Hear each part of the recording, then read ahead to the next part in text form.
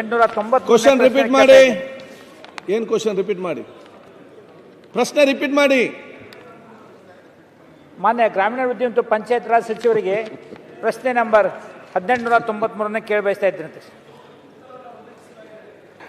ಸಭಾಧ್ಯಕ್ಷರೇ, ಮಾನ್ಯ ಸಚಿವರು ಉತ್ತರವನ್ನು ಒದಗಿಸಿದ್ದಾರೆ. ಹಾವೇರಿ ಜಿಲ್ಲೆಯಲ್ಲಿ 9 ಗ್ರಾಮಗಳಲ್ಲಿ ಕಲುಷಿತ ಫ್ಲೋರೈಡ್ ಅಂಶದ ನೀರು ಕಂಡುಬಂದಿದೆ ಎಂಬ ಮಾತನ್ನು ಹೇಳಿದ್ದಾರೆ. ನನ್ನ ವಿನಂತಿ, ಆ ಫ್ಲೋರೈಡ್ ಅಂಶದ ಜಲಮೂಲಗಳನ್ನು ಸಂಪೂರ್ಣವಾಗಿ ಬಂದ್ ಮಾಡುವಂಥ ವ್ಯವಸ್ಥೆಯನ್ನು ಮಾಡಬೇಕು. ಯಾಕೆಂದರೆ ಅವರು ಕುಡಿಯೋಕ್ಕೆ ನಾವು ಉಪಯೋಗ ಮಾಡದೇ ಇದ್ದರೂ ಬೇರೆ ಉದ್ದೇಶಕ್ಕೆ ಉಪಯೋಗ ಮಾಡ್ತೀವಿ ಅಂತಾರೆ. ಆದರೆ ಅನಿವಾರ್ಯ ಸಂದರ್ಭದಲ್ಲಿ ಒಂದೆಡೆ ಶುದ್ಧ ನೀರಿನ ಘಟಕ ಆಗಲಿ, ಬೇರೆ ಜಲ ಸಂಪನ್ಮೂಲಗಳು ಬತ್ತಿದಂಥ ಸಂದರ್ಭದಲ್ಲಿ ಅನಿವಾರ್ಯವಾಗಿ ಅವರಿಗೆ ಕುಡಿಯುವಂಥ ಒಂದು ಅವಕಾಶವನ್ನು ಮಾಡಿಕೊಡ್ಬೇಕಾಗತ್ತೆ. ಆ ಕಾರಣದಿಂದ ಸಂಪೂರ್ಣವಾಗಿ ಸಾರ್ವಜನಿಕ ಪ್ರಕಟಣೆಯನ್ನು ಹೊರಡಿಸುವುದರ ಮೂಲಕ ಅದನ್ನು ಬಂದ್ ಮಾಡಬೇಕಂತ ಕೇಳ್ಕೊತಾ ಇದ್ದೀನಿ. ಎರಡನೇದು, ಶುದ್ಧ ನೀರಿನ ಘಟಕದ ಮೂಲಕ ಅವರಿಗೆ ವ್ಯವಸ್ಥೆ ಮಾಡಿದೆ ಎಂಬ ಮಾತನ್ನು ಹೇಳಿದಿರಿ. ಹಾವೇರಿ ಜಿಲ್ಲೆಯಲ್ಲಿ ಬಹಳಷ್ಟು ಶುದ್ಧ ನೀರಿನ ಘಟಕಗಳು ಅವು ವ್ಯವಸ್ಥಿತ ರೀತಿಯಲ್ಲಿ ನಡೀತಾ ಇಲ್ಲ. ಆದ್ದರಿಂದ ಸಂಪೂರ್ಣವಾಗಿ ಅವನ್ನು ವ್ಯವಸ್ಥಿತ ರೀತಿಯಲ್ಲಿ ಮಾಡುವಂಥ ವ್ಯವಸ್ಥೆ ಮಾಡಬೇಕು.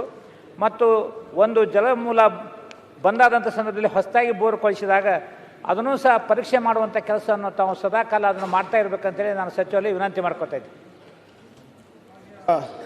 ಅಧ್ಯಕ್ಷರೇ, ಹಿರಿಯ ಸದಸ್ಯರು ಕೇಳ್ದಂಗೆ 9 ಹಳ್ಳಿಗಳಲ್ಲಿ ಇದು ಫ್ಲೋರೈಡ್ ಲೆವೆಲ್ ಹೆಚ್ಚು ಕಂಡು ಬಂದಿದೆ ಅಧ್ಯಕ್ಷರೇ. ಹಿರೇಕೆರೂರು ತಾಲೂಕಿನಲ್ಲಿ ಯಾವುದೂ ಇಲ್ಲ. ನಮ್ಮ ಹಾವೇರಿ ತಾಲೂಕು ಮತ್ತು 8 ಇದೆ, ಮತ್ತು ಶಿಗ್ಗಾಂವ್ ತಾಲೂಕಿನಲ್ಲಿ 1 ಇದೆ. ಮತ್ತು ಈಗಾಗಲೇ ಅಲ್ಲಿ ನಮ್ಮ ಪಂಚಾಯತ್ ಡೆವಲಪ್ಮೆಂಟ್ ಆಫೀಸರ್ ಮುಖಾಂತರ PDO ಮುಖಾಂತರ ಅಲ್ಲಿ ಈ ನೀರನ್ನು ಕುಡಿಲಿಕ್ಕೆ ಯೋಗ್ಯ ಇಲ್ಲ ಅಂತ ಆಗಲೇ ನಾವು ಅಲ್ಲಿ ಆದೇಶವನ್ನು ಬೈ ಡಿಫಾಲ್ಟ್ ಹೊರಡಿಸಿರ್ತೀವಿ ಅಧ್ಯಕ್ಷರೇ. ಮತ್ತು ಅವರು ಏನು RO ಪ್ಲಾಂಟ್ಸ್ ಎಲ್ಲ ಹಾವೇರಿದೇನು ಕೇಳಿದ್ದಾರೆ, ಅದು ಒಂದು ಪ್ರಸ್ತಾವನೆ ಒಂದು 5.5-6 ಕೋಟಿಗೆ ಮೊನ್ನೆ ಒಂದು ಪ್ರಸ್ತಾವನೆ ಬಂದಿದೆ ಅಧ್ಯಕ್ಷರೇ. ಅದು ಪರಿಶೀಲನೆ ಹಂತದಲ್ಲಿದೆ. ಆದರೆ ಈ 9 ಹಳ್ಳಿಗಳಲ್ಲಿ 8 ಹಳ್ಳಿಗಳಲ್ಲಿ ಈಗಾಗಲೇ ಶುದ್ಧ ಕುಡಿಯುವ ನೀರು ಘಟಕಗಳು ಕೆಲಸ ಮಾಡ್ತಾ ಇದ್ದಾರೆ ಅಧ್ಯಕ್ಷರೇ. ಮತ್ತು ಸಾಹೇಬ್ರು ಏನು ಹೇಳ್ತಾ ಇದ್ದಾರೆ, ಅದು ಸೋರ್ಸನ್ನು ಟೆಸ್ಟಿಂಗ್ ಮಾಡಬೇಕು ಮತ್ತು ನಿರಂತರವಾಗಿ ನಾವು ಲ್ಯಾಬ್ ಟೆಸ್ಟ್ಗಳನ್ನು ನಾವು ಮಾಡಬೇಕು ಅಂತ. ಅದು ನಮ್ಮ ಇಲಾಖೆಯಿಂದ ಭಾಳ ಗಂಭೀರವಾಗಿ ನಾವು ತಗೊಂಡಿದ್ದು. ಹಿಂದಿನ ಸರ್ಕಾರಗಳಲ್ಲಿ ವರ್ಷಕ್ಕೆ ಇಡೀ ರಾಜ್ಯದಲ್ಲಿ ಬರೀ 4 ಲಕ್ಷ 5 ಲಕ್ಷ ಆಗ್ತಾಯಿತ್ತು. ಆದರೆ ನಾವು ಬಂದಾಗಿಂದ ಕಳೆದ 2.5 ವರ್ಷದಲ್ಲಿ ಲ್ಯಾಬ್ ಟೆಸ್ಟಿಂಗಿಗೆ, ಎಸ್ಪೆಷಲಿ ಕೆಮಿಕಲ್ ಕಂಟ್ಯಾಮಿನೇಷನ್ನು ಮತ್ತು ಬಯೋಲಾಜಿಕಲ್ ಕಂಟ್ಯಾಮಿನೇಷನಿಗೆ ಹೆಚ್ಚು ಒತ್ತನ್ನು ಕೊಡ್ತಾ ಇದ್ದೀವಿ. ಮತ್ತು ಫೀಲ್ಡ್ ಟೆಸ್ಟಿಂಗ್ ಕಿಟ್ಸನ್ನು ಕೂಡ ನಾವು ವಿತರಣೆ ಎಲ್ಲ ಕಡೆ ಮಾಡಿದ್ದೀವಿ. ಲ್ಯಾಬ್ಸ್ ಎಲ್ಲ ಕಡೆ ಪ್ರಾರಂಭ ಆಗಿದೆ. ಪರಿಹಾರ ಸರ್, ವಿ ಆರ್ ಡಿಟೆಕ್ಟಿಂಗ್. ನೀವು full test kits, physical biological contamination ಒತ್ತು ಕೊಡ್ತಾ ಇದ್ದೀವಿ ಅಂದ್ರೆ ಇಲ್ಲ ಟೆಸ್ಟಿಂಗಿಗೆ ಕ್ಷಮಿಸಬೇಕು. ಅದರ ಜೊತೆಗೆ ಫೀಲ್ಡ್ ಟೆಸ್ಟ್ ಕಿಟ್ಸು ಕೂಡ ಕೊಟ್ಟಿದ್ದೀವಿ.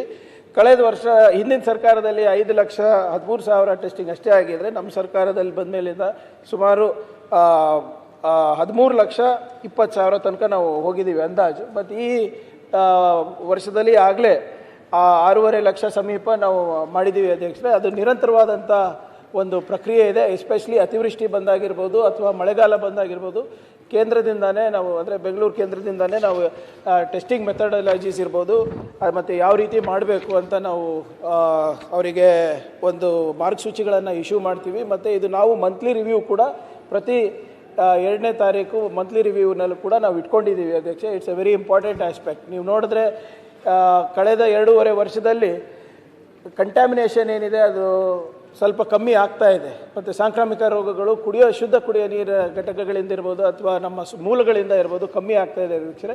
ಇದು ಒಂದು ನಿರಂತರ ಪ್ರಕ್ರಿಯೆ ಇದೆ. ಇದರ ಪ್ರಾಮಾಣಿಕ ಪ್ರಯತ್ನ ನಮ್ಮ ಇಲಾಖೆಯಿಂದ ಮಾಡ್ತಾ ಇದ್ದೀವಿ ಅಧ್ಯಕ್ಷರೇ. ಅವರು RO ಪ್ಲಾಂಟ್ ಏನು ಕೇಳಿದ್ದಾರೆ ಹಾವೇರಿದ್ದು, ಅದು ಪರಿಶೀಲನೆ ಮಾಡಿ ಅವರಿಗೆ ತಿಳಿಸ್ತೀನಿ ಅಧ್ಯಕ್ಷರೇ. ಸಭಾಧ್ಯಕ್ಷರೇ, RO ಪ್ಲಾಂಟ್ ಪುನಶ್ಚೇತನಕ್ಕೆ ತಾವೇನು 500 ಕೋಟಿ ರೂಪಾಯಿ ಹಾವೇರಿ ಜಿಲ್ಲೆಯಿಂದ ಪ್ರಸ್ತಾವನೆ ಬಂದಿದೆ. ದಯವಿಟ್ಟು ಅದನ್ನು ಬೇಗನೆ ಮಾಡಿಕೊಡಿಲ್ಲ ಅಂದ್ರೆ ಜನ ಬೇರೆ ಬೇರೆ ನೀರಿನ ಮೂಲ ಹುಡುಕೊಂತ ಹೋಗ್ತಾರೆ. ಅದು ದಯವಿಟ್ಟು ಅದನ್ನು ಬೇಗನೆ ಮಾಡಿಕೊಡ್ಬೇಕು ಅಂತ ವಿನಂತಿ ಮಾಡ್ಕೊತೇವೆ ಅಧ್ಯಕ್ಷ. ಈ RO ಪ್ಲಾಂಟ್ ಏನಾಗಿದೆ ಒಂದು ಸಮಸ್ಯೆ. RO ಪ್ಲಾಂಟ್ ಏನಾಗಿದೆ ಅಧ್ಯಕ್ಷ ಅಂದರೆ, ನಮ್ಮಲ್ಲಿ ನನ್ನ ತಾಲೂಕಲ್ಲಿ ಸುಮಾರು 37 RO ಪ್ಲಾಂಟು ನಿಂತೋಗಿದೆ. ಅವೆಲ್ಲ ಹೆಂಗಾಗಿದೆ, ಕೆಲವು MLA ಗ್ರಾಂಟಿಂದ ಮಾಡಿರ್ತೀವಿ, ಕೆಲವು MP ಗ್ರಾಂಟಿಂದ ಮಾಡಿರ್ತೀವಿ, ಕೆಲವು ಮಿಲ್ಕ್ ಯೂನಿಯನ್ನರೆಲ್ಲ ಕೆಲವು ಮಾಡಿದ್ದಾರೆ. ಅವು ಯಾವೂ ಕೂಡ ಹ್ಯಾಂಡ್ ಓವರ್ ಆಗಿಲ್ಲ, ಪಂಚಾಯತಿಗೆ ಹ್ಯಾಂಡ್ ಓವರ್ ಆಗಿಲ್ಲ. ಪಂಚಾಯತಿಗೆ ಹ್ಯಾಂಡ್ ಓವರ್ ಆಗಿಲ್ಲ ಅಂತ ಅಂದಾಗ ಅವೆಲ್ಲ ದುರಸ್ತಿಗೆ ಬಂದಾಗ ಅವರು ರಿಪೇರಿ ಮಾಡಲ್ಲ, ಇತ್ತ ಪಂಚಾಯತಿನೂ ರಿಪೇರಿ ಮಾಡಲ್ಲ. ನಾವು ಒಂದು ಎಸ್ಟಿಮೇಟ್ ಮಾಡಿ ಸರ್ಕಾರಕ್ಕೆ ಸಬ್ಮಿಟ್ ಮಾಡಿದ್ವಿ. 37 RO ಪ್ಲಾಂಟು ನನ್ನ ತಾಲೂಕಲ್ಲೇ ಇವತ್ತು ರಿಪೇರಿ ಬಂದಿರತಕ್ಕಂಥದ್ದು. ಅದಕ್ಕೆ ಕೂಡಲೇ ಮಂತ್ರಿಗಳು ಎಲ್ಲ RO ಪ್ಲಾಂಟ್ನು ಕೂಡ ಪಂಚಾಯತಿಗೆ ಹ್ಯಾಂಡ್ ಓವರ್ ಮಾಡ್ಕೊಂಡು ಅವ ದುರಸ್ತಿಗೆ ಮಾಡ್ತಕ್ಕಂಥದ್ದನ್ನ ಕ್ರಮ ಕೈಗೊಳ್ಳಬೇಕು. ಇಲ್ಲದಿದ್ದರೆ ನಮಗೆ ಗ್ರಾಮೀಣ ಪ್ರದೇಶದಲ್ಲಿ ತಿರುಗಾಡ್ಲಿಕ್ಕೂ ಸಾಧ್ಯ ಇಲ್ಲ. ನಮ್ಮಲ್ಲಿ ಇರ್ತಕ್ಕಂಥ RO ಪ್ಲಾಂಟಲ್ಲಿ ಹಿಂದೆ RO ಪ್ಲಾಂಟ್ ಕೊಡೋದ ನಿಲ್ಲಿಸ್ಬಿಟ್ಟಿದ್ರು, ಹಿಂದಿನ ಸರ್ಕಾರದಾಗ ನಿಲ್ಲಿಸಿದ್ದಾರೆ. ಈ ಹೊಸದಾಗಿ RO ಪ್ಲಾಂಟ್ಗಳನ್ನು ಯಾವ್ಯಾವ ಹಳ್ಳಿಲಿಲ್ವೋ ಅವಕ್ಕೆ ಕೊಡಲಿಕ್ಕೆ ಅವಕಾಶ ಮಾಡಿಕೊಟ್ರೆ ಜನಕ್ಕೆ ಒಳ್ಳೆ ಕುಡಿಯೋ ನೀರು ಕೊಡಲಿಕ್ಕೆ ಅವಕಾಶ ಇರುತ್ತೆ. ದಯಮಾಡಿ ಅದನ್ನು ಮಾಡಬೇಕು. ಮತ್ತು ನಾವು ರಿಪೇರಿಗೆ ಅಂತ ಕಳಿಸಿದ್ದೀವಿ, ಅಲ್ಲೇ ಎಸ್ಟಿಮೇಟ್ ಮಾಡಿ ಕಳಿಸಿ ಸಬ್ಮಿಟ್ ಮಾಡಿದ್ದೀವಿ. ಅದನ್ನು ನೀವು ಬೇಗ ಅದನ್ನು ಸ್ಯಾಂಕ್ಷನ್ ಮಾಡಿಕೊಟ್ರೆ ಅನುಕೂಲ ಆಗುತ್ತೆ ಅಂತ ಹೇಳ್ಬಿಟ್ಟು ನಿಮ್ಮ ಮುಖ್ಯನ ವಿನಂತಿ ಮಾಡ್ತೇನೆ. ಸಭಾಧ್ಯಕ್ಷರೇ, ಹಿಂದೆ ಸಚಿವರು ಮಾನ್ಯ ಸಚಿವರು ನನ್ನ ಕ್ಷೇತ್ರದ ಬಗ್ಗೆನೂ ಇಡೀ ರಾಜ್ಯದ ಬಗ್ಗೆನೂ ಸಹಿತ ಇದನ್ನು ಗಮನ ಸೆಳೆದಿದ್ದೆ. ಆದ್ರೆ ಏನಾಗ್ತಿದೆ, ಸರ್ಕಾರದಿಂದ ನಾವು ಅವ್ರಿಗೆ ಕಾಂಟ್ರಾಕ್ಟರ್ ಆದವರಿಗೆ ದುಡ್ಡನ್ನ ಕೊಡ್ತಾ ಇದ್ದೀವಿ. ಒಂದು ಅವ್ರು ಕೆಲಸ ಮಾಡೋಕ್ಕೂ ಏನೋ ಅದನ್ನ ರಿಪೇರಿ ಮಾಡಬೇಕು, ರಿಪೇರಿ ಮಾಡುವಲ್ರು. ಎರಡನೇದಾಗಿ ಸೇಮ್ ಅದೇ, ಅವ್ರು ಗ್ರಾಮ ಪಂಚಾಯತಿಗೆ ಇನ್ನೂವರೆಗೂ ಹ್ಯಾಂಡ್ ಓವರ್ ಕೊಡಕ್ಕೆ ರೆಡಿ ಇಲ್ಲ, ಆದ್ರೆ ಅವ್ರಿಗೆ ಪೇಮೆಂಟ್ ಆಗ್ತಾ ಇದೆ. ಅದನ್ನ ಮಾಡಲಿಕ್ಕೆ ಒಂದು ರಾಜ್ಯದಿಂದನೇ ಒಂದು ನಿರ್ದೇಶನ ಕೊಡಬೇಕಾಗತ್ತೆ ಸರ್ಕಾರದಿಂದ. ಇಲ್ಲಪ್ಪ ಅಂದ್ರೆ ಅವರು ಲೂಟಿ ಹೊಡ್ಕೊಂಡು ಹೋಗ್ತಾ ಇದ್ದಾರೆ ಬೇರೆ ಕಾಂಟ್ರಾಕ್ಟರ್ ಆದವರು. ದಯವಿಟ್ಟು ಅದ್ರ ಬಗ್ಗೆ ಮಾನ್ಯ ಸಚಿವರು ಅದ್ರ ಬಗ್ಗೆ ಇದೇ ಸದನದಲ್ಲಿ ಒಂದ್ ನಿಮಿಷ ಸರ್, ಇದೇ ಸದನದಲ್ಲಿ ನಾನು ಹೋದ ಬಾರಿ ಕೂಡ ಉತ್ತರ ಕೊಟ್ಟಿದ್ದೆ ಅಧ್ಯಕ್ಷರೇ. ಈ RO ಪ್ಲಾಂಟ್ ಸಮಸ್ಯೆಯನ್ನು ಬಗೆಹರಿಸಲಿಕ್ಕೆ ಸ್ವಲ್ಪ ಕಷ್ಟ ಆಗ್ತಾ ಇದೆ. ಮಾನ್ಯ ಸದಸ್ಯರು ಹೇಳ್ದಂಗೆ MP ಲ್ಯಾಡ್ನಲ್ಲಿ ಹಾಕ್ತಾರೆ, MLA ಲ್ಯಾಡಲ್ಲಿ ಹಾಕ್ತಾರೆ, MLCಗಳು ಕೊಡ್ತಾರೆ, CSRನಲ್ಲಿ ಹಾಕ್ತಾರೆ, ಮಿಲ್ಕ್ ಯೂನಿಯನಲ್ಲಿ ಹಾಕ್ತಾರೆ. ಯಾವುದೂ ನಮ್ಮ ಗಮನಕ್ಕೆ ಇಟ್ಟು ನಾವು ಮಾಡೋದಿಲ್ಲ, ಅವರು ನಮ್ಗೆ ಹೇಳೋದಿಲ್ಲ ಅಧ್ಯಕ್ಷರೇ. ಮಾಡಿಬಿಟ್ಟು ಮೇಂಟೆನೆನ್ಸಿಗಿರ್ಬೋದು ಅಥವಾ ನಿರ್ವಹಣೆಗಿರ್ಬೋದು ಗ್ರಾಮ ಪಂಚಾಯತಿಗೆ ಕೊಡಲೇಬೇಕು ಅಂತ ಒತ್ತಾಯ ಮಾಡಿಬಿಡ್ತಾರೆ. ಅದಕ್ಕೆ ಮೇಂಟೆನೆನ್ಸಿಗೆ ಅಲ್ಲಿಂದನೂ ದುಡ್ಡು ಕೊಟ್ಟಿರಲ್ಲ, ಕಟ್ಟಡಕ್ಕೂ ನಮ್ಮಿಂದ ಇರೋದಿಲ್ಲ, ನಿರ್ವಹಣೆ ಮತ್ತು 5 ವರ್ಷ ಮೇಂಟೆನೆನ್ಸಿಗೆ ಪಂಚಾಯತಿಗಳೇ ಮಾಡಬೇಕು ಅಂತ ಇದೆ. ಅದಕ್ಕೆ ಹೋದ ಬಾರಿ ಕೂಡ ಡಾಕ್ಟರ್ ಅವರು ಇಲ್ಲಿ ಹೇಳಿದಾಗ ನಾನು ಹೇಳಿದ್ದೆ ಅಧ್ಯಕ್ಷರೇ, ಒಂದು ಬ್ಲೂ ಪ್ರಿಂಟನ್ನು ನಾವು ಮಾಡಲಿಕ್ಕೆ ಪ್ರಯತ್ನ ನಾವು ಮಾಡ್ತಾ ಇದ್ದೀವಿ ಅಧ್ಯಕ್ಷರೇ. ಟು ಬಿ ವೆರಿ ಆನೆಸ್ಟ್ ಅಧ್ಯಕ್ಷರೇ, 1 ವರ್ಷದಿಂದ ಪ್ರಯತ್ನ ಮಾಡ್ತಾ ಇದ್ದೀನಿ. ಇರಬರ ನಮ್ಮ ದೇಶದಲ್ಲಿ ಇರಬರ ಯಾರ್ಯಾರು ವೆಂಡರ್ಸ್ ಇದ್ದಾರೆ, ನಿಮ್ಮ ಕೆಂಟ್ ಇರ್ಬೋದು, ನಿಮ್ಮ ಆಕ್ವಾ ಗಾರ್ಡ್ ಇರ್ಬೋದು, ಕೋಕಾ ಕೋಲಾದವ್ರು ಇರ್ಬೋದು, ಪೆಪ್ಸಿ ಅವ್ರು ಇರ್ಬೋದು, ಇವರೆಲ್ಲರಿಗೂ ಕೂಡ ನಾನೇ ವೈಯಕ್ತಿಕವಾಗಿ ಮಾತನಾಡಿದ್ದೀನಿ ಅಧ್ಯಕ್ಷರೇ. ಎಲ್ಲರೂ ಕೂಡ ಮಾರಾಟ ಮಾಡೋಕ್ಕೆ ರೆಡಿ ಇದ್ದಾರೆ, ಅವ್ರ ಪ್ರಾಡಕ್ಟ್ನ ಸೇಲ್ ಮಾಡೋಕ್ಕೆ ರೆಡಿ ಇದ್ದಾರೆ. ಆದರೆ ನಿರ್ವಹಣೆ ಮಾಡೋಕ್ಕಿರ್ಬೋದು ಅಥವಾ ಕಂಟಿನ್ಯೂಸ್ ಆಗಿ ಅದಕ್ಕೆ ಮೇಂಟೆನೆನ್ಸ್ ಮಾಡೋದಿರ್ಬೋದು, ಅದಕ್ಕೆ ಅವ್ರು ಯಾರೂ ರೆಡಿ ಇಲ್ಲ. ಮತ್ತು ಗ್ರಾಮ ಪಂಚಾಯತ್, ಒಂದು ನಿಮಿಷ ಡಾಕ್ಟರ್ ಅವರೇ, we are trying to find solution ಇಲ್ಲಿ. ಯಾಕಂದರೆ ನಾನು ಹೇಳ್ತಾ ಇದ್ದೀನಿ, ಆಮೇಲೆ ಗ್ರಾಮ ಪಂಚಾಯತ್ನಲ್ಲಿ ಅವ್ರು ಯಾವುದು ಅವರಿಗೆ ಅವರ ಫಂಡಲ್ಲಿ ಯಾವ್ದು ಮಾಡ್ತಾ ಇದ್ದಾರೆ, ಅವ್ರ ಫಂಡಲ್ಲಿ ಯಾವ್ದು ಮಾಡ್ತಾ ಇದ್ದಾರೆ ಅದು ಕರೆಕ್ಟಾಗಿ ನಡೀತಾ ಇದೆ ಅಧ್ಯಕ್ಷರೇ. ಬಟ್ ಯಾವುದು ಬೇರೆ ಫಂಡಿಂದ ಮಾಡಿಬಿಟ್ಟು ನಿರ್ವಹಣೆ ಪಂಚಾಯತ್ ಜವಾಬ್ದಾರಿ ಅಂತ ಇದ್ದಾರೆ, ಅವರು ಸರಿಯಾಗಿ ನಡೀತಾ ಇಲ್ಲ ಅಧ್ಯಕ್ಷರೇ. ಅದಕ್ಕೆ ಒಂದು ಪರಿಹಾರ ಹುಡುಕ್ಲಿಕ್ಕೆ ಪ್ರಯತ್ನ ಮಾಡ್ತಾ ಇದ್ದೀನಿ ಅಧ್ಯಕ್ಷರೇ. It is not been successful. Sir, ನೀವು ಇನ್ನು ಬೇರೆ ಅನುದಾನದಿಂದ ಹಾಕಿದ್ರೆ ನಡೀತಾ ಇದೆ. ನೀವು ನಿರ್ವಹಣೆ ಮಾಡ್ತಾ ಇರೋದು, ನೀವು ನಿರ್ವಹಣೆ ಬೇರೆಯವ್ರಿಗೆ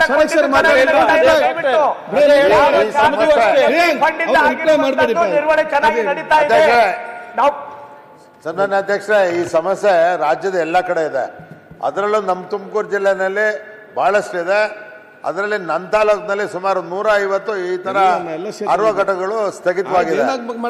ಅಲ್ಲ, ಅದಕ್ಕೆ KDP ಮೀಟಿಂಗ್ ಅಲ್ಲಿ ನಾವೊಂದು ತೀರ್ಮಾನ ತಗೊಂಡು ರಿಪೇರಿ ಮಾಡ್ತಕ್ಕಂಥದ್ದನ್ನ ದಯಮಾಡಿ ಜಿಲ್ಲಾ ಪಂಚಾಯತ್ ವಹಿಸ್ಕೊಡಿ, ಅವರು ರಿಪೇರಿ ಮಾಡ್ತಾರೆ, ಗ್ರಾಮ ಪಂಚಾಯತಿಂದ ಮೇಂಟೈನ್ ಮಾಡ್ಲಿಕ್ಕೆ ಸಾಧ್ಯ ಇಲ್ಲ ಅಂತೇಳಿ ನಾವು ಟರಾವ್ ಮಾಡಿ ಕಳಿಸಿದ್ವಿ. ಅದಕ್ಕೆ ಸನ್ಮಾನ್ಯ ಮುಖ್ಯಮಂತ್ರಿಗೆ ಸಂಬಂಧಪಟ್ಟ ಮಂತ್ರಿಗಳು ಅದಕ್ಕೆ ಅನುಮತಿ ಕೊಟ್ಟು ಅದನ್ನೇನಾದ್ರು ಮಾಡ್ಲಿಕ್ಕೆ ಅವಕಾಶ ಮಾಡಿಕೊಡ್ಬೇಕು. ಜಲ್ ಜೀವನ್ ಪ್ರಾರಂಭ ಆದ್ಮೇಲೆ ಈ ಸಮಸ್ಯೆ ಬಗೆಹರಿತದೆ. ಗವರ್ಮೆಂಟ್ ಡಿಪಾರ್ಟ್ಮೆಂಟ್ ನಮ್ಮ ಉದ್ದೇಶ ಏನಿರೋದು, ಶಾಶ್ವತ ನೀರನ್ನು ಕೊಡಲಿಕ್ಕೆ ಮೂಲಗಳನ್ನು ಕೂಡ ಶಾಶ್ವತವಾಗಿರುವಂತಂದ್ರೆ ನಾವು ನೋಡಬೇಕು. ಸಿಂಗಲ್ ವಿಲೇಜ್ ಸ್ಕೀಮು ಮತ್ತು ಮಲ್ಟಿ ವಿಲೇಜ್ ಸ್ಕೀಮ್ಗಳ ಮೇಲೆ ನಮ್ದು ಹೆಚ್ಚು ಕಾನ್ಸಂಟ್ರೇಷನ್ ಇದೆ ಅಧ್ಯಕ್ಷರೇ.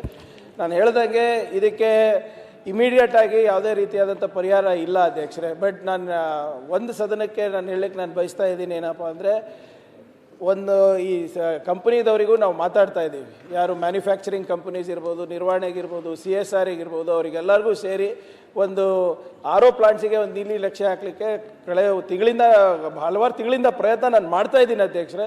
ಸೊ ಇನ್ನೂ ಸ್ವಲ್ಪ ಟೈಮ್ ಬೇಕಾಗುತ್ತೆ. ಇದಕ್ಕೆ ನಿರ್ದಿಷ್ಟವಾದಂಥ ಉತ್ತರ ಇವಾಗಲೇ ಬೇಕು ಅಂದರೆ ನನ್ನ ಹತ್ರ ಇಲ್ಲ. ಸುಮ್ಮನೆ ಸುಳ್ಳು ಹೇಳೋದ ಅಲ್ಲ.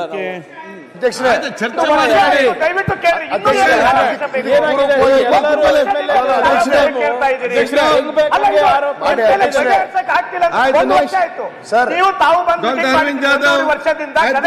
ಮೀಟಿಂಗ್ ಮಾಡಿದ್ರಿ, ನಾನೇ ಹೇಳಿದ್ದೀನಲ್ಲ. ರಿಪ್ಲೈ ಕೊಟ್ಟು ಡಾಕ್ಟರ್ ಅವಿನಾಶ್ ಮುಗಿಲಿಲ್ಲ ಇದು. ಮಾನ್ಯ ಸಭಾಧ್ಯಕ್ಷರೇ, ಎಸ್ ಸಿ ಮಹದೇವ್ ಅವರು ಅಲ್ಲ, ನೀವು ಎಸ್ಕೇಪಿಂಗ್ ಉತ್ತರ ಕೊಡ್ಸೋದು ಹೇಗೆ ಹೇಳಿ ನೀವು? ಕೂತ್ಕೊಳ್ಳಿ. ಎಸ್ ಸಿ ಮಹದೇವ್ ಉತ್ತರವನ್ನು ಕೊಟ್ಟಿದ್ದಾರೆ ಸ್ವಾಮಿ. ಫಸ್ಟ್ ಇರೋದು ಹಾವೇರಿದು ಉತ್ತರ ಕೊಟ್ಟಿದ್ದೀನಿ. ನಾನು ಇದಕ್ಕೂ ಹೇಳ್ತಾ ಇದ್ದೀನಿ, ಸ್ವಲ್ಪ ಟೈಮ್ ಕೊಡಿ. ಉತ್ತರ ಹಿಂಗೆ ಕೊಡ್ಬೇಕಂದ್ರೆ ಹೇಗಿದೆ?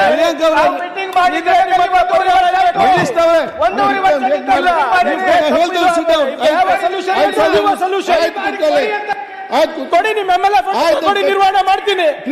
Don't reply. ಸುಮ್ಮನೆ ಹೆಂಗ್ ಬೇಕಾಗಿ ಮಾತಾಡೋದಲ್ಲ. ಕೊಡಿ, MLA ಫಂಡ್ ಎಷ್ಟು ಕೊಟ್ಟಿದ್ದೀರಾ? RO ಪ್ಲಾಂಟಿಗೆ ಎಷ್ಟು ಕೊಟ್ಟಿದ್ದೀರಾ?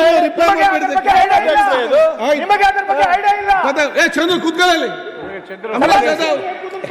ಅವರು ಬಂಕರ್ ಪ್ರಶ್ನೆ, ನಿಮ್ಮ ಪ್ರಶ್ನೆ ಕೂತ್ಕೊಳ್ಳಿ. ಪ್ರಶ್ನೆ ಸಂಖ್ಯೆ 1491 ಆಯ್ತು, ಸನ್ಮಾನ್ಯ ಸಚಿವರು ಕೇಳಕ್ಕೆ ಬಯಸುತ್ತೇವೆ. ಈಗ ಅಧ್ಯಕ್ಷರೇ, ಉತ್ತರವನ್ನು ಓದಿಸಲಾಗಿದೆ. ಪ್ರಿಯಾಂಕ್ ಅವರೇ, ಇದಲ್ಲ, just I Mann my suggestion. ಈಗ ನೀವು JJML ಮತ್ತು ಮಲ್ಟಿ ಸ್ಕೀಮ್ ಎಲ್ಲ ವಿಲೇಜ್ಗೆ ಕೊಡ್ತಾ ಇದ್ರಿ, ಮನೆ ಕನೆಕ್ಷನ್. ಆವಾಗ ಎಲ್ಲಿ ಅಂಗನವಾಡಿ ಇದೆ ಅಲ್ಲಿ ಆ ಅಂಗನವಾಡಿ ಕೊಡೊಂದು ಕನೆಕ್ಷನ್ ಕೊಡ್ಲಿಕ್ಕೆ ಹೇಳಬೇಕು. ಈಗ ಏನು ಮಾಡ್ತಾರೆ ಅವರು, ಅಂಗನವಾಡಿಗಿಲ್ಲ ಅಂತ ಹೇಳ್ತಾರೆ. ಅಲ್ಲ ಅದಕ್ಕೊಂದು ನೋಡಿ. ಈಗ ಮಾಧವಪುರ ಅವ್ರದ್ದು ರಿಪ್ಲೈ ಕೊಡಿ. ಓಕೆ ಸರ್, ಸಚಿವರು ಡೀಟೇಲ್ಡ್ ಆಗಿ ಉತ್ತರ ಕೊಟ್ಟಿದ್ದಾರೆ ಸರ್. ಉತ್ತರದಲ್ಲೇ ಇದೆ ಸರ್, ನಮಗೆ ನಮ್ಮ ಮತಕ್ಷೇತ್ರಕ್ಕೆ SCP TSP ಫಂಡ್ 2.5 years ಫಂಡೇ ಬಂದಿಲ್ಲ ಸರ್. ಬಂದಿದ್ದು 2 ಕೋಟಿ ಅಂತ ತಾವೇ ಕೊಟ್ಟಿದ್ದೀರಾ. 2 ಕೋಟಿದಲ್ಲೂ ಕೂಡ ಬರೀ 66 lakhs ಅಷ್ಟೇ ಬಿಡುಗಡೆ ಆಗಿದೆ ಸರ್. ಇನ್ನೂ 1,34 lakhs ಹಾಗೆ ಬಾಕಿ ಇದೆ ಸರ್. ನಾವು ರಿಕ್ವೆಸ್ಟ್ ಮಾಡೋದು ಒಂದೇ ಸರ್, ನಮ್ಮದು ರಿಸರ್ವ್ ಕಾನ್ಸ್ಟಿಟ್ಯೂನ್ಸಿ ಸರ್. ಅದಕ್ಕೆ ದಯವಿಟ್ಟು SCP ಹಣ ಕೊಡಿ ಸರ್, ಕಾಲನಿ ಡೆವಲಪ್ಮೆಂಟ್ ಮಾಡೋಕ್ಕೆ ನಮಗೂ ಅವಕಾಶ ಸಿಗುತ್ತೆ.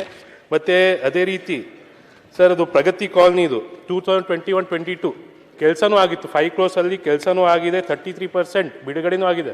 ಇನ್ನೂ ಬಾಕಿ ಇರೋದು ದುಡ್ಡು ಹಂಗೆ ಬಾಕಿ ಇದೆ ಸರ್. ಕಾಂಟ್ರಾಕ್ಟರ್ ಕೆಲಸ ಮಾಡಿ ಪಾಪ ಅವರು ಕಂಗಾಲಾಗಿದ್ದಾರೆ ಸರ್. ಅವ್ರು ದಿನ ಬಂದು ನಮ್ಮ ಹತ್ರ ಕೇಳ್ತಾರೆ, ಬಿಲ್ ಆಗ್ತಿಲ್ಲ ಅಂತ. ನಾವು ಸುಮಾರು ಸಾರಿ ಬಂದಿದ್ದೀವಿ, ಕಮಿಷನರ್ ಹತ್ರ ರಿಕ್ವೆಸ್ಟ್ ಮಾಡ್ಕೊಂಡಿದ್ದೀವಿ.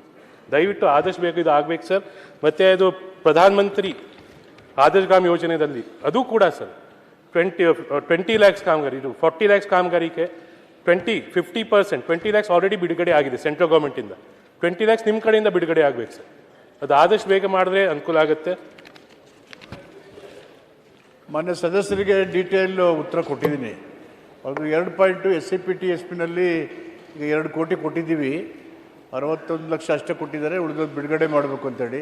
ಬಹುತೇಕ ಮೊದಲನೇ ಕಂತು ಕೊಟ್ಟಿದ್ದೆ, ಉಳಿದದನ್ನ ನಾನು ನೋಡಿಬಿಟ್ಟು ಅದನ್ನು ಮಾಡಲಿಕ್ಕೆ ಕ್ರಮ ತಗೋತೀನಿ. ಮತ್ತು ಆದರ್ಶ ಗ್ರಾಮದ ಯೋಜನೆ ಕೇಂದ್ರ ಮತ್ತು ರಾಜ್ಯ ಸರ್ಕಾರದಲ್ಲಿ 2 ಸೇರಿ 2016-17ರಲ್ಲಿ ಪ್ರಾರಂಭ ಮಾಡಿತು.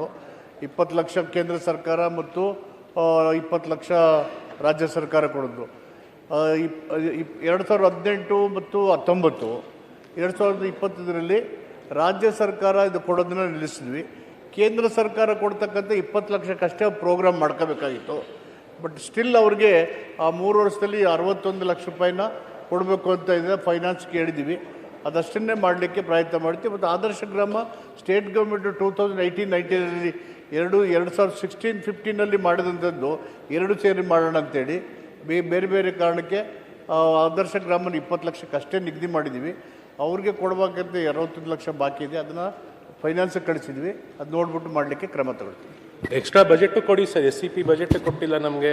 ಅಟ್ಲೀಸ್ಟ್ ಒಂದು 10 ಕೋಟಿ ಕೊಟ್ಟರೆ ನಮಗೆ ಕೆಲಸ ಮಾಡೋಕ್ಕೆ ಅನುಕೂಲ ಆಗುತ್ತೆ ಸರ್. ಅದು ಇನ್ನೂ ಉಳಿದದ್ದು ಕೊಡ್ಬೇಕು. 2 ಕೋಟಿ ಕೊಟ್ಟಿದ್ದೀವಿ, ಉಳಿದದ್ದು ಕೊಡಬೇಕು ಅಂತ ಹೇಳಿದ್ರೆ ಫಸ್ಟ್ ಕಂತು 2.5 ವರ್ಷ ಆಯ್ತು, ಬರೀ 2 ಕೋಟಿ, ಅದರಲ್ಲೂ 50% ಬಿಡುಗಡೆ ಆಗಿದೆ.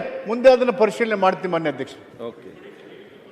ಓಕೆ ಶಾರದಾ ಉದಯ ನಾಯಕ್, ಈಗ ಒಂದು ಸೆಕೆಂಡ್, ಈಗ ಎಲ್ಲ ಸದಸ್ಯರು ಮತ್ತೆ ಇದು ಪ್ರಶ್ನೋತ್ತರ ಸಂದರ್ಭದಲ್ಲಿ ಪ್ರಶ್ನೆ ಕೇಳ್ತಾರೆ, ಉತ್ತರ ಕೊಡ್ತಾರೆ, ಕ್ಲಾರಿಫಿಕೇಶನ್ ಅವ್ರು ಕೇಳ್ತಾರೆ. ಏನಾದರೂ ಸದಸ್ಯರಿಗೆ ಸಲಹೆ ಕೊಟ್ಟಿದ್ದರೆ ಮಾತ್ರ ಕೇಳಿ, ಅದು ಮತ್ತೆ ಇದ್ಕೊಂಡು ಚರ್ಚೆ ಮಾಡಿಕೊಂಡು ಹೋಗೋದು, ಟೈಮ್ ವೇಸ್ಟ್ ಮಾಡಿಕೊಂಡು ಹೋಗ್ಲಿಕ್ಕೆ ಹೋಗಬೇಡಿ.